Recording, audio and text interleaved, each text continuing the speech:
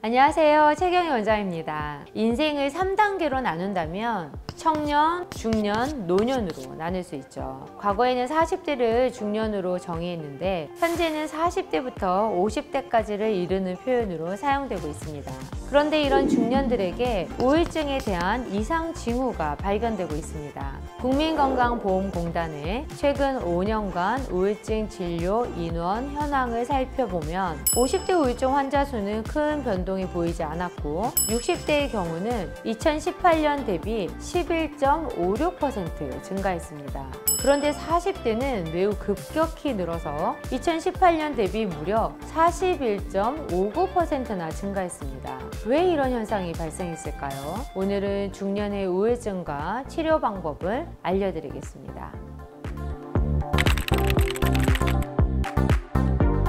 우울증의 대표 증상으로는 불면증, 식욕부진, 피로감 등이 있습니다. 그런데 이런 증상은 우울증 환자가 아닌 일반인도 느끼는데요. 그것은 우울증이 아니라 우울감입니다. 우울감은 시험을 망치거나 가족이 사망하는 등 부정적인 사건을 접하면서 발생하는 정상적인 감정으로 시간이 지나면 다시 정상으로 돌아옵니다. 그런데 우울증은 부정적인 사건을 접하거나 또는 접하지 않은 상태에서도 나타납니다. 시간이 지나도 호전되지 않으며 정상적인 감정 범위를 벗어나는 깊은 우울감을 경험하는데요. 기분을 조절하는 기능에 이상이 생겨 오랜 기간 동안 심각한 양상의 우울한 기분이 지속되는 상태를 말합니다. 우울감을 느끼는 경우는 기분 전환을 위해 친구들이 부르는 경우 나가기 싫어도 나갈 수는 있습니다. 그런데 우울증 환자는 그 어떤 말로도 밖으로 불러낼 수 없습니다.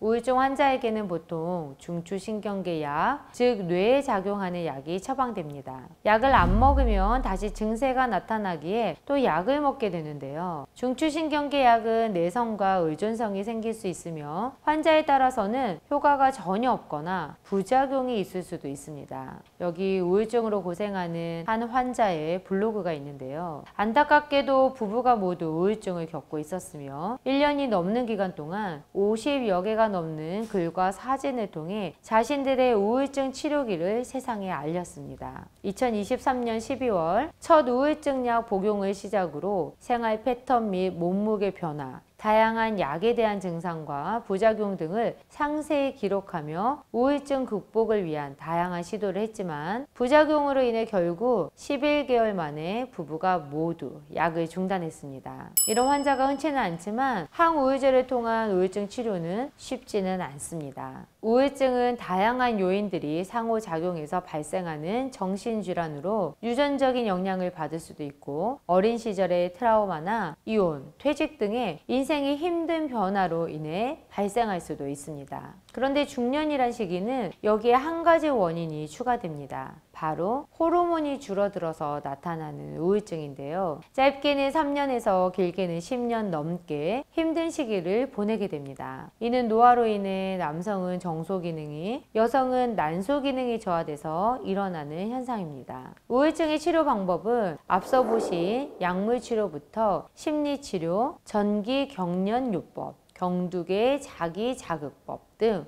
매우 다양한 치료 방법이 있으며 이 밖에 줄기세포 치료 방법이 있습니다. 줄기세포 치료 방법도 여러 가지가 있는데요. 그중 안전하고 많은 병원에서 시행하고 있는 혈액 추출 자가줄기세포 치료 방법을 설명해 드리면 먼저 환자에게서 혈액을 추출하고 이를 원심분리기를 통해 줄기세포를 분리 농축합니다. 그리고 환자의 경동맥에 주사해서 고농도의 줄기세포가 뇌에 도달하도록 합니다. 대표적인 난치병인 알츠하이머, 뇌졸중, 파킨슨병 역시 줄기세포를 이용한 치료 방법을 사용하고 있으며 이는 뇌 질환을 치료하는 효과적인 방법입니다. 또한 호르몬 변화로 인해 발생하는 우울증 치료는 줄기세포의 농축 과정은 앞서 설명드린 것과 동일합니다. 다만 경동맥이 아닌 정맥주사로 남성은 정소를, 여성은 난소의 기능을 되살려서 급격히 줄어드는 호르몬에 대해 전신적 호르몬 밸런스를 유지시켜주는 치료입니다. 다만 모든 치료 방법에는 부작용이 있을 수 있는 만큼 우울증으로 고생하시는 환자분들은 반드시 전문가의 충분한 상담을 거치시기 바랍니다. 오늘도 시청해 주셔서 감사합니다.